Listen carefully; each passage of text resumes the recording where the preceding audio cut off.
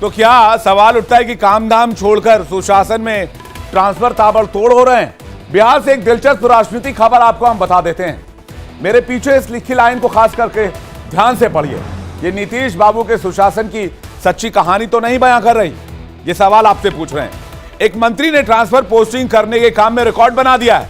ऐसा रिकॉर्ड कि नीतीश कुमार को रिकॉर्ड ही खटकने लगा और फिर उन सारे फैसलों को मुख्यमंत्री ने अपने अधिकार का इस्तेमाल कर एक झटके में खत्म कर दिया। आपको बता दें कि सुनील सिंह, सुधाकर सिंह और चंद्रशेखर के बाद अब एक और नाम उन मंत्रियों की लिस्ट में आ गया है जिनके फैसले को नीतीश कुमार ने पलट दिया। और ये सभी चेहरे सहयोगी आरजेडी के हैं। फिर सवाल उठ रहे हैं, क्या आरजेडी और जेडीयू के बीच सब कुछ ठीक ठाक है? क्या महागठबंधन में सब कुछ ऑल इज वेल है या फिर ऑल इज वेल नहीं है? लेकिन इस राजनीतिक खबर से हटकर आज बिहार के मंत्री आलोक मेहता के उस कारनामे की बात जिन्हें नीतीश कुमार को पलटना पड़ गया, आप जानकर चौंक जाएंगे कि बिहार सरकार के राजस्व और भूमि सुधार मंत्री आलोक मेहता ने 480 अधिकारियों के ट्रांसफर ऑर्डर दे दिए और वो भी एक महीने यानी सिर्फ जून में। और आपको बता दें कि एक महीने में 480 अधिकारियों के ट्रांसफर पोस्टिंग हो गई, यानी सीधा सीधा हिसाब लगाएं तो एक दिन में 16 अधिकारियों के ट्रांसफर कर दिए गए। इसलिए हमने ये लिखा हुआ है, एक बार फिर से दिखाइए कि कामधाम छोड़ ट्रांसफर ताबड़तोड़। ये इसलिए लिखा हुआ है हमने इस पूरे वॉल पर, कामधाम छोड़ सुशासन में ट्रांसफर ताबड़तोड़।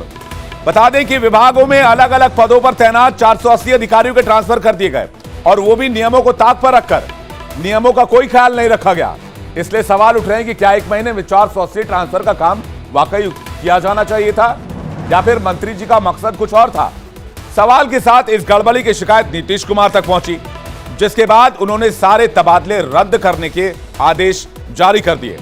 दरअसल राज्य में ट्रांसफर पोस्टिंग की फाइल ओके करने का भी नियम है। इस नियम के मुताबिक पदाधिकारी की पोस्टिंग 3 साल के लिए एक जगह पर हो सकती है और 3 साल से पहले किसी अधिकारी का तबादला नहीं किया जा सकता।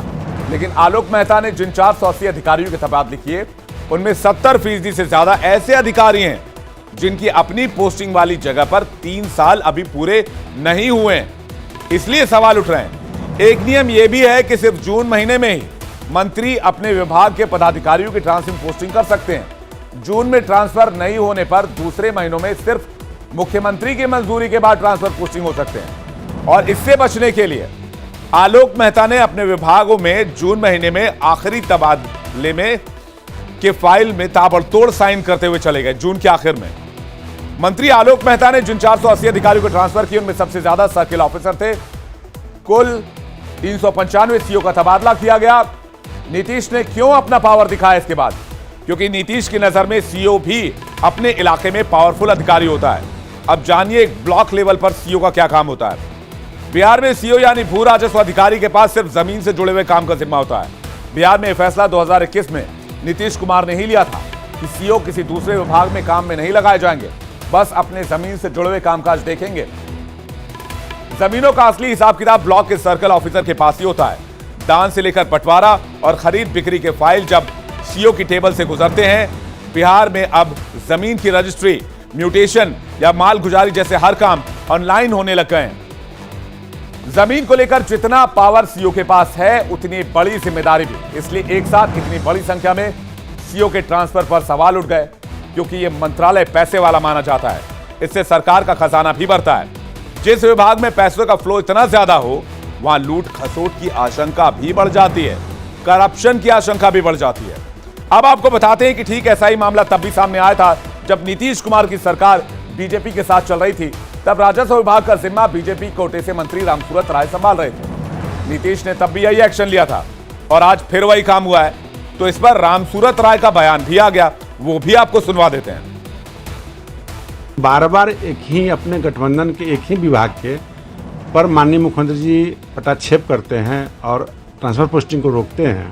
इसके पीछे उनके शीर्ष अधिकारी हैं जो बड़े पैमाने पे रियल एस्टेट में अपनी पूंजी को लगाते हैं और वहाँ अंचलाधिकारी को पोस्टिंग कराना चाहते हैं। तो मंत्री को ये दिमाग में होता है कि मैं अपने प्रतिनिधियों को भी मौका दूं, अपने विधायकों को मौका दूं, जिस कारण से गड़बड़ियाँ पाई जाती है।